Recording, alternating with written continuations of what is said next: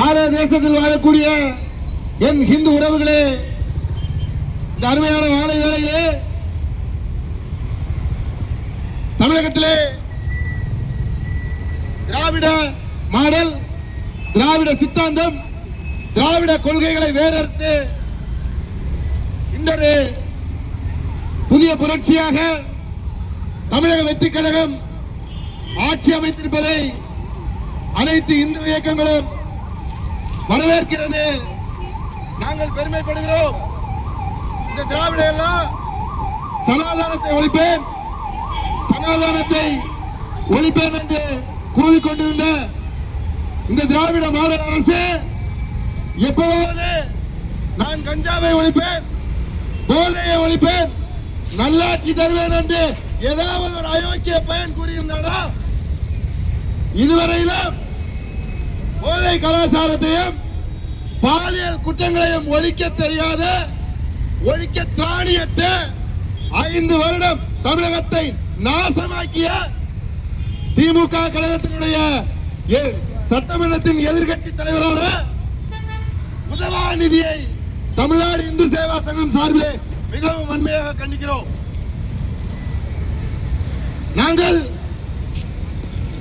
ஆட்சிக்கு வர வேண்டும், மக்களுக்கு நல்லது செய்ய வேண்டும், அதற்கு நாங்கள் தான் வர வேண்டும் என்று கூறவில்லை. தமிழக வெற்றி கழகத்தை 6 மாதத்திற்கு குறை சொல்லக்கூடாது அப்படி என்ற ஒரு முடிவை நாங்கள் எடுத்துள்ளோம். ஏனென்றால் குழந்தை பிறந்த உடனே IAS ஆயிடுமா IPS ஆயிடுமான்னு நம்ம கணிச்சு சொல்ல முடியாது. ஆகையால ஒரு அரசு புதியதாக ஏற்றுள்ளது. இவர்கள் 60 ஆண்டு காலம் குட்டிச்சவராக்கியதை சீர் செய்ய கண்டிப்பாக ஒரு அரசிற்கு நேரம் தேவைப்படுகிறது. ஆனால் முதலமைச்சர் விஜய் மட்டும் சரியாக இருந்து கொண்டு மற்ற சில்லறைகளை எல்லாம் பேசவிட்டு வேடிக்கை பார்த்தால் இந்து அமைப்புகள் வேடிக்கை பார்த்துக் கொண்டிருக்கும் என்று நினைத்துக் கொள்ள வேண்டாம். எப்பொழுதுமே நம் நாட்டிற்காகவும், தேசத்திற்காகவும், கலாச்சாரத்திற்காகவும், கோயில்களுக்காகவும், பண்பாட்டுகளுக்காகவும் இந்து அமைப்புகள் தொடர்ந்து குரல் கொடுத்துக் கொண்டே இருக்கும். நன்றாக யோசித்து பாருங்கள். ஆதவ அர்ஜுனா பாலிமர் சேனல் நியூஸ் பேட்டியில சொல்லுகிறார், கிறிஸ்தவர்களும் இஸ்லாமியர்களும் வாக்களித்துதான் நாங்கள் வெற்றி பெற்றோம் என்று. அட மானம் கெட்ட லாட்டரி நாய, நீங்க எல்லாம் ஆட்சிக்கு வந்து நல்லாட்சி தரணும்னு நினைச்சிட்டு இருந்தா தமிழக முதல்வர் மட்டும் சரியா இருக்காரு, மீது கீழே இருக்க சில்லறைங்க தற்கொலைங்க எல்லாம் தலகால் புரியாம ஆடிட்டு இருக்கு. அதையெல்லாம் மாண்புமிகு முதலமைச்சர் அவர்கள் கட்டுக்குள் கொண்டு வர வேண்டும். அப்படி கட்டுக்குள் கொண்டு வரவில்லை என்றால் எந்த ஒரு சமரசமும் இல்லாமல் தமிழ்நாடு இந்து சேவா சங்க அமைப்பு இந்துக்களுக்காக போராடும். இதே ஆவடி பகுதியில் ஸ்ரீ வினதீர்த்த விநாயகர் ஆலயத்தில் இந்து சமய அறநிலையத்துறையின் கட்டுப்பாட்டில் இருக்கக்கூடிய கோவில்களில் ஒரு நேர விளக்கேற்ற கூட திராணியும் தெம்பும் இல்லாத இந்து சமய அறநிலையத்துறையே, உங்களுக்கெல்லாம் 1 வார காலம் நான் அவகாசம் கொடுக்கிறேன்.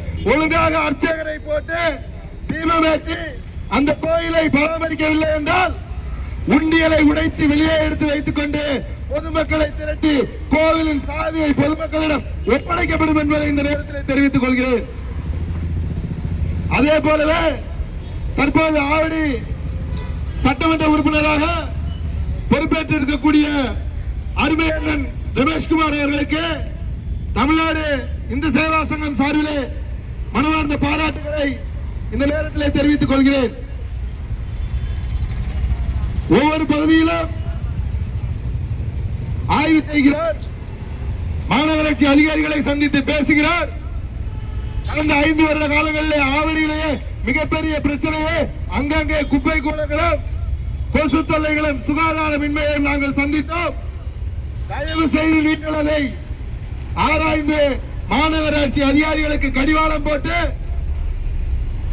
கண்டிப்பாக அதை சீர் செய்து தூய்மையான ஆவடியாக மாற்ற வேண்டும்.